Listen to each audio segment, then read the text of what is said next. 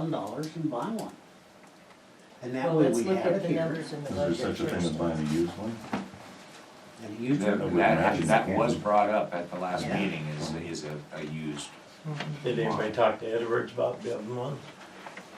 no, I don't imagine. No, but I'm sure that Jeremy could probably go talk to him about But it. it's gotta be like state certified OSHA. Yeah, Oh, that does it? is- Oh, yeah, does it? Yeah, Yeah. that's true, it does have to be.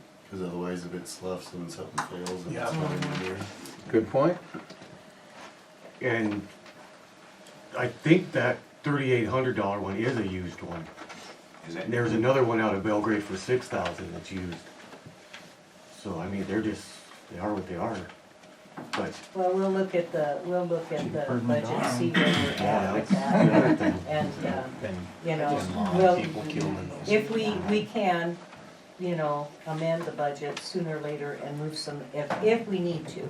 But right now, we don't need to.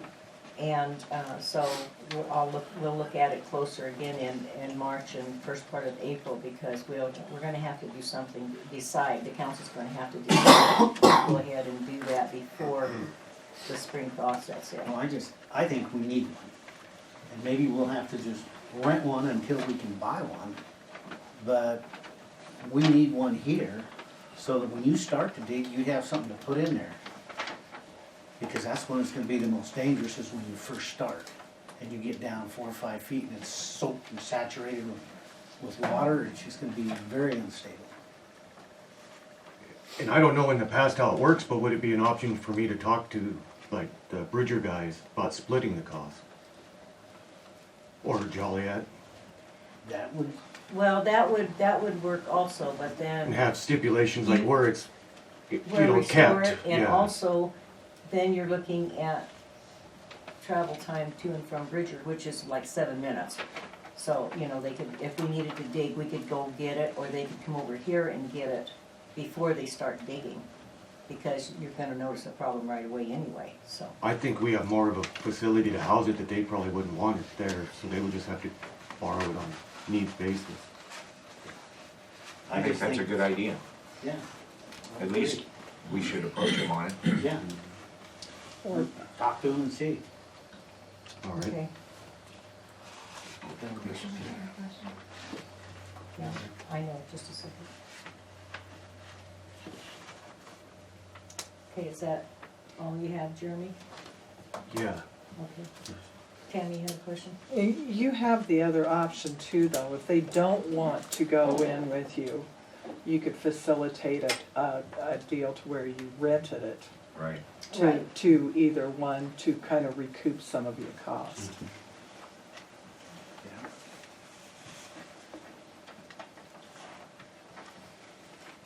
Any more questions for Jeremy? Not me. Okay. Thanks, Jeremy. So we'll move on to, business licenses. Well, let's go to old business first, I'm sorry. For Taft's business license for their trucking company. And I will have, Jeffrey address that situation there, if we can, please, Jeff? Sure. So he's applying for a business license, and your code says that to be a licensed business in town, you have to be compliant with the law. And so then we kind of migrate over to looking at the zoning ordinances that you have, and it's a residential zone. And so what he's really asking for is an exception or a variance to use his residence as an office, kind of like the gunsmithing issue as well. So typically, and I think you all know your codes need to be reviewed and updated, but typically what a council has to do when they look at a variance request is to determine whether the exceptional use would actually somehow affect the residence or the condition of the particular zone. So if it doesn't diminish or destroy, the condition of the residential zone, then you can grant the variance. So, I mean, a typical situation is somebody wants to put a deck on or a fence, and it's not going to be exactly compliant with your zoning code, so is that distance okay? So really the question is, Is that use in that residential area tolerable? Does it affect the neighborhood in a negative way? And so I think you've already granted his license relative to the gunsmithing shop or the business. This is akin to that. So it's all tied together, and one of the things I'll recommend is modifying your form so that you're actually looking at a building permit or a variance request or actually a request to change the zone. So that's what, so just request for a variance in the residential zone. In your experience, do you see most of the time that there's some type of a contact with surrounding neighbors on something like this? You can, and again, I'm not really, your current codes need to be updated and refreshed and revised.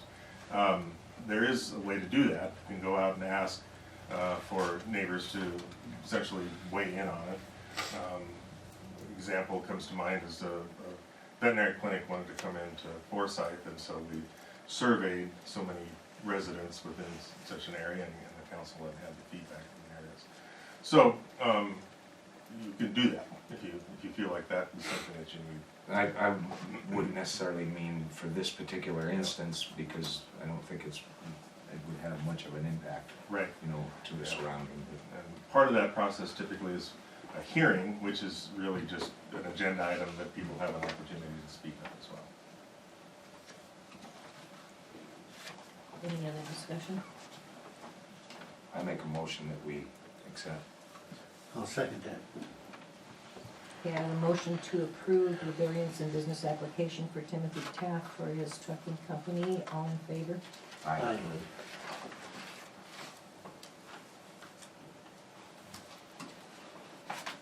Okay, the motion is passed. New business, we have Red's business license.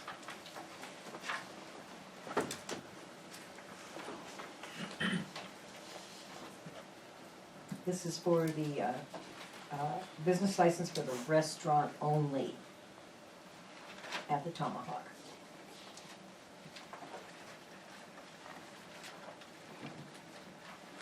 And what about the, there's that separate agenda item, we bring up all the other licenses down there. That will have to be a separate agenda item. I personally don't have a problem with Red's Cafe having a license down there to operate. Puts out a pretty good hamburger. And this is for food service only.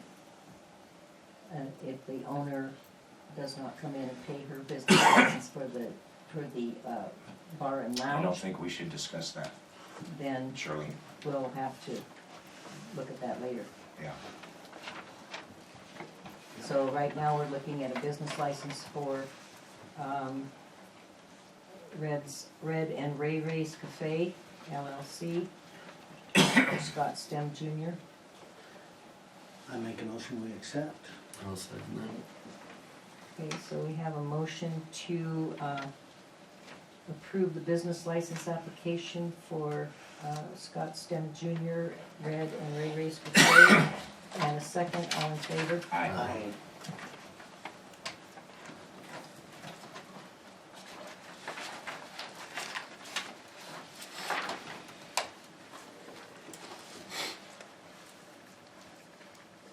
Okay, we are looking at the Carbon County Multi-Hazard Mitigation Plan. I apologize to nobody, I got one copy on the thing, it's 230 pages long. I didn't want to do 5 copies of them, so it's there. Okay, well, Tom is here, so he can kind of get the high points. Tom? I'd be happy to. Okay. My name is Tom Coley. I'm the Disaster Emergency Services Coordinator for the county, and I'm here with Andy Gillespie, who's the deputy. Several weeks ago, we emailed out a copy of that very lengthy document. It is the Carbon County Multi-Hazard Mitigation Plan. Long title, I know. Even though it has county in it, it does involve all the incorporated jurisdictions, Bear Creek, Bridger, Bromberg, Joliet, Red Lodge. So I'm going around to all town and city council meetings asking for adoption of this plan. What this is it's a plan that has to be revised every 5 years. It's a plan that looks at all the potential hazards that we may have, natural hazards, flood, fire, severe weather, earthquake, dam failure, things like that, even some public health concerns like epidemics and things like that. And it kind of assesses our risk to all those hazards. And then it comes up with projects to help mitigate or lessen the impact of those natural hazards. So in Fromberg, obviously a big one would be floods. So, you know, we worked with Shirley and several other people of the planning committee to identify these potential mitigation projects that could be implemented to lessen the impacts of these hazards. We just finalized our public comment period. That just ended, and I have provided you guys with a copy of the plan. I know it's very lengthy, but you know, I've read through it all. We worked with a consultant out of Boulder, Colorado. They did a very nice job of preparing the plan. This plan has to be revised every 5 years. We may have this plan current because it enables us to receive disaster recovery funding from FEMA if and when we do have a disaster. It also makes us eligible to apply for these mitigation grants. So it's kind of important that we get this done. What I have in front is a draft copy of the plan. It has been public reviewed. Was only 1 or 2 comments made by the public, and it has not yet been approved by state DES, Disaster Emergency Services, or FEMA. So it's a kind of a pending approval at this point, but I don't foresee many changes to the plan. So I'm going to kind of put it in your court. You can make a motion to adopt the plan as written, and if there's any major revisions, I'll come back to you and explain what those revisions are.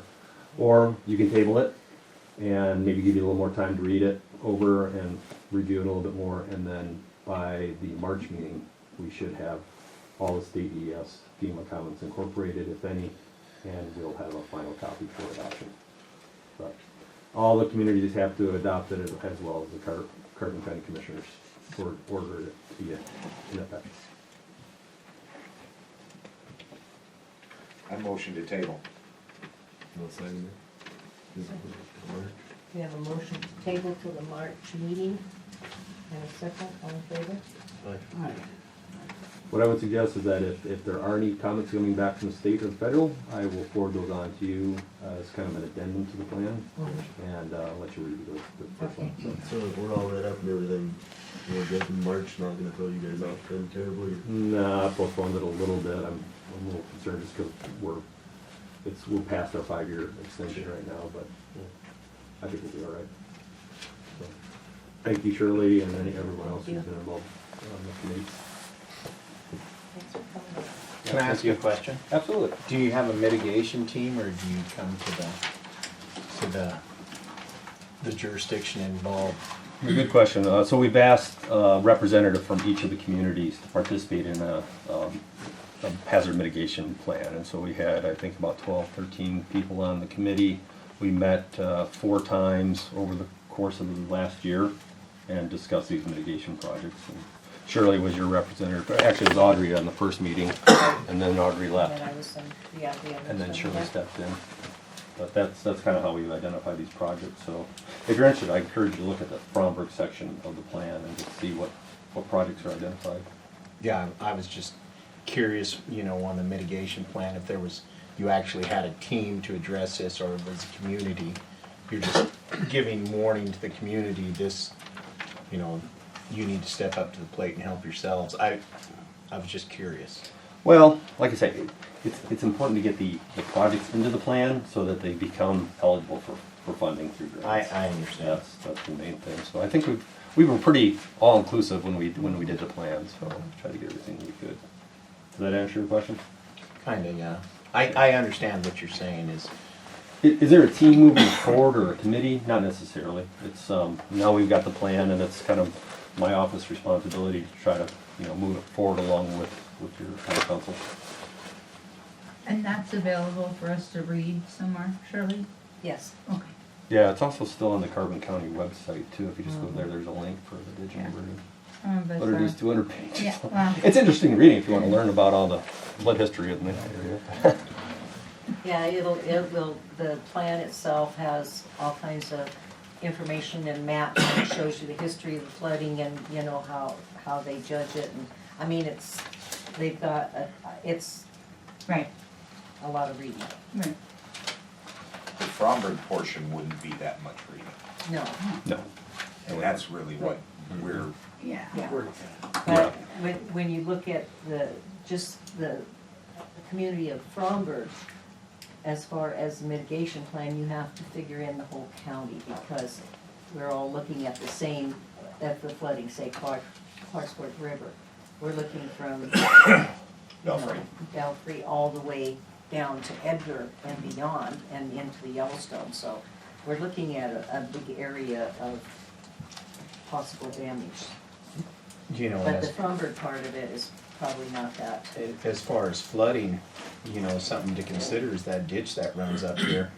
Cause I watched Bridger flood that one time when they dumped all the snow in the ditch and it melted, flooded out the old furniture factory. That was So, a long time ago. possibilities there, Long time ago. possibilities there. So a good example, we're actually working with the town of Bridger, and we've submitted a grant to study that specific flooding Yeah. issue more in detail about the Sand Creek Canal. Yeah. Yeah, it's uphill, gravity brings it down, yeah. Here, we're talking about mainly bank erosion. There's some flooding issues, but bank erosion is probably one of your biggest natural threats in the community. All right, Thanks a lot. thank you. We'll be next month, or maybe, if there's no major revisions, we'll just probably ask for adoption then by the council. Okay, yeah. Thank you. Thank you. Thank you. Did we really approve that? No, it's tabled until the March meeting. And the second, did we get our approval? Yeah.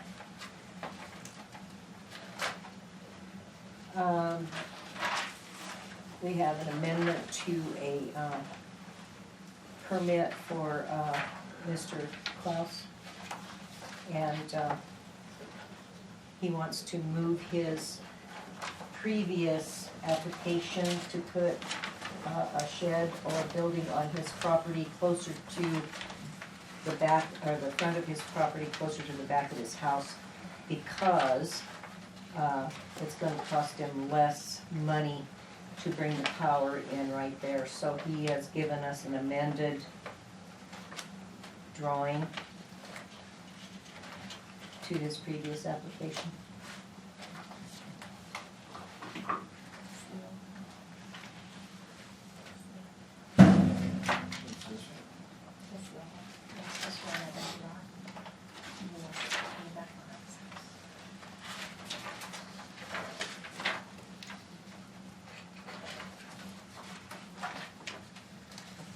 And this is just an amendment because we've already approved the permit.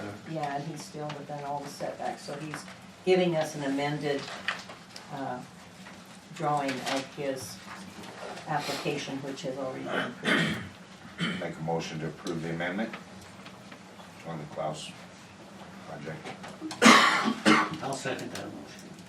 Okay, we have a motion and a second to approve the amendment for David Klaus pole barn on his property at 301 3rd Avenue. All in favor? Aye. All opposed? Excuse me. Okay, we also have an application from Ernest King for a deck. No, he gave us a Gave the drawing. at the last meeting, but we hadn't discussed it, so. Why do we have to approve the deck? Well, I think he's going to add on to it just a little bit. Looked to me like he was taking some off of it. He's going to remove the part of it, and then he wants to rebuild it, and, but the current deck right now is well within the setbacks. So he's going to, looks like he's going to add on to it just a little bit, but he wants to remove it. So he wants to demo the the deck to correctly install and change the layout of the deck for better use. Yeah, cause the one that's on its place right now runs the total length of the pretty short. Right. And it's rotting, has been for a long time. And it does not affect any setbacks. No, Make a motion to approve. I'll second that approval. For his deck. okay, so we have a motion and a second to approve the application for Ernest King to demolish his deck and rebuild it at 112 School Street. All in favor? Aye.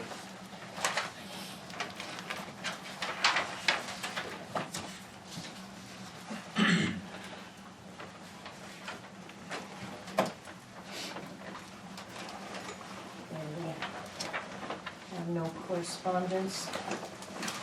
So we'll open it up for public comment for all of those items not on the agenda at this time. I have to ask about the alley, I just have to. I know I shouldn't, but I have to. I haven't gotten any word back from Hope yet, who has resigned, of course, you know that. Jeff is our new town attorney, and so we are still looking at that, and we don't have any answers yet. As I said, the protective covenants, the only place it could be broken, the paperwork could be here because the clerk and recorder has no copy. So unless you have something that broke that protective covenants on that property, it still is as it is. Well, we're still looking into it, and because we switched, you know, we had to get a new town attorney, and Hope has Right. resigned, we're gonna have to start from scratch on that at this point. If he needs help, I have a lot of paperwork. Yeah, I do too. Yes, you do. Believe me, I do too. Yep. You won't even have to go to the clerk and recorder. But that's where we're at with that right now, so we'll try to keep you up to date as we move forward with it. We're also looking at being overwhelmed with a lot of other things right now too. And right now, to be honest with you, Terry, that alley is the least of my worries. All right. So when we get time to look at it, we will look at it. And right now, we're looking at revisions and ordinances, we're looking at audits, we're looking at, there are a ton of things going on, so. I understand if you're Yeah. getting fined on the audits, that's probably Yes, it pretty is. high priority. Yes, it is. So, but we'll try to keep you up to date as we go along. Okay? Thank you. Be patient. Yes, Alvin? I was wondering, when the ordinance committee meets, can we get into this area here on the weekends? Okay, Jeff, I'm gonna bring you into this again. Yeah, I'm still trying to figure out exactly what the structure is. I'm trying to understand what seems a little bit unusual, which is to have an ordinance committee not of the council. So I did have a chance to meet with Hope and try to get some background on it. I'm still trying to get my mind around how that's working and should work, and what sort of recommendations have already been made. Because I do have Hope's draft ordinances for some of the titles, so I'll be looking at that. And right now, according to, and you can correct me if I'm wrong, Jeff, but state law does not recognize a self-made committee for ordinances. The council did not appoint any of the committee for ordinances, and it was just kind of sprung up because there was Brenda had a sheet in there for signups on that ordinance committee. So right now, as far as the council's concerned, and I'm sure, I hope that they all agree, that we don't have an ordinance committee. What's gonna happen is the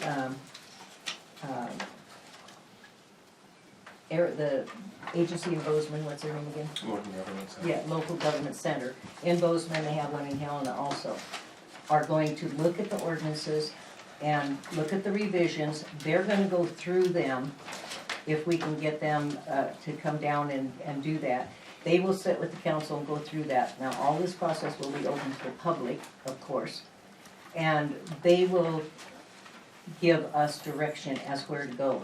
The state law says that the council, not anybody else, the council writes and passes the ordinances. And then they have, of course, we have public review hearings and things like that to bring in some more feedback from the public. Right now, we only have three or four people working on the ordinances. That's not actually really fair to the community as a whole. So we'll have public hearings as soon as we get all of that restructured and get that revisements and everything, and have them look at it, have our law firm look at it and see where we're going with it. And when that's done, then we'll have public hearings, we'll have meetings, we're gonna schedule the council to come and do workshops with these people, if we can get Dan Clark or somebody down here to walk through it with us and get it straightened out to where it's, right now, it's kind of like helter-skelter. So, but we are trying to do the right thing with the right process, and that's where we're at right now with it. Because that's, we went to the last meeting on it. I signed up earlier this summer and never heard anything back. And that was kind of our question was, what exactly, what is the process? How do you, According to state law, there is no isn't such really thing any- as an ordinance committee. Okay. Unless you guys appoint them. Unless we appoint them and they're sanctioned by the town or county or wherever that's they're And I at. guess we kinda thought that that's when they had the sign up list, that was And I never Yeah. heard anything. Yeah. But we would still be interested if that is, I don't know how you would do that, but definitely. Well, we'll wait to hear from Sure, the, yeah, okay. How to Senator, yeah. proceed. That's where we're gonna go with it and how to proceed with it, because at this Sure. point, everybody is kind of like up in the air. Right. Years ago, and this was before I even ran for mayor, I had stated several occasions that the ordinances were redundant, a lot of them, and we needed to look at them and revise them. That didn't happen because we just never got the council together to do that. So, I would like to see it, just my own comment would be, you have some of your local people here because somebody dictating from out of town that doesn't necessarily know how things work, I'm a person with a small property, I would like to maintain, to be able to have horses, but in Billings, they won't, chickens are an issue. Yeah. You know what I mean? well, right now, we have revisions that were submitted by the committee that looked at along with our former town attorney. And we voted on those. Yes, well, we No, voted no, on, we- we only voted on two titles Right. of it. So Jeff has a box with all of the revisions and all of the ordinances in, and that's where we're gonna go from here. Okay. I want it done legally and I want it done right. Sure. I don't want any, Mhm. turmoil But to about it. answer your question, we will have the ability to formulate that to Fromberg, That Montana would be as well. nice, And that's where on the first reading with public comment stuff, everybody can chime in. Yeah. Yeah, and, we just can't do that. The meeting should be, When you guys post that, will you have what each reading is gonna be, which part it's gonna be about? Yes, that's Yes. posted, yes. Okay, cause that's, that's. because pretty that's what we important. did the last There's time. 3 places that We we had, post. we only did it at the post office in here because the one that's down there on the bulletin board by the senior center is not conducive to any kind of post. They get stolen, the wind blows them away or whatever. Do you want one for the school? I can help you out there if you We want. better come up with another one I because always, it's it's required posted, 3. it's posted there, and I always make sure that it's posted and it's stuck, and I double check it. So- If that helps you. Right, Okay. and so Well, we can what post it we'll, in other what we'll places do is also. Jeff will go through everything. We will Okay. coordinate, with the guys in Bozeman. And then we will schedule meetings to have them come down and talk to us about it and where they think we should go and how they should be structured. And then we'll have public hearings and we'll go from there. Yeah, cause there was a lot of stuff that just doesn't pertain anymore to I Montana know, laws like. I know, far as and well. it's, Yeah. it's a mess. And we're really grateful to the people that have put in time and effort to look at them, go through them, and do some revisions. And get us as far as we are. Yeah, as far as we are right now, but right now they just have to be reviewed, and we'll just go from here. And and- legally, appropriately. Yeah, and that's right, we need to have them done right. Mm-hmm. If you're gonna have, public meetings, I think that the people need to be able to look at the proposed ordinances in advance. In other words, it should be on a website where people can access it easily. When you just poke it onto, the door or whatever, it's really hard to look it over. I know it is, and there again, Elton, with everything that's been going on for the last year or two, we are swamped. We've got so much that we've got to do, that there are times, and right now, our website, we can start scanning some of that stuff and putting it on the website. But right now, we just haven't had time to do that. And, unless you guys are all willing to pay a lot of overtime hours, And they're always available in the office for copies. and so, there's nothing wrong with, if people really wanna look at them, because I'm gonna tell you right now, very few people even look at the website for the town, very few. So if you really wanna go through them and look at them and take time, you can come in, get a copy, sit right here at this table, and go through them, make your notes. Well, can we make a copy of whatever's in the desk? Yeah, Because, each proposed section isn't really that much. You might have 10 pages or something. yeah, I realize that, and right now, that's where Jeff's at. He's got the whole box full of that stuff, and he's gonna go Okay, well, through when it. this stuff comes available, how are we gonna know? Because, if you put it on the door, we can know, but if this stuff is just in the office, how are we gonna know when this stuff is going through? And plenty of time to look things over before a proposed public meeting. I think that the townspeople need to know when this stuff is coming up. Can you answer that? Yeah, I don't think there's anything in any level of government that moves fast, so, so there will be, I think, plenty of time. I'm a big fan of posting things online, because then anybody can open it and print it themselves if they want to, and this doesn't go to the town's expense. So what I would imagine is, first of all, having some sort of work session for the council, just to orient them to what they have, because what I have found is that the records, although complete, may not be entirely integrated in. So in other words, if an ordinance was passed or resolution was passed in 2000, it may not have made its way into what is the code book.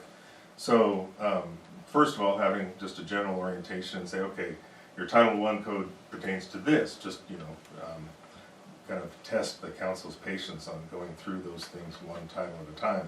And then, if there are proposed changes from either the citizen committee or from Hope or myself, then those would go through regular council meetings, so just like this, and it's required for 2 readings. So the first reading would be, here are the proposed changes, the council can review them. Upon second reading, there'd be amendments or adopt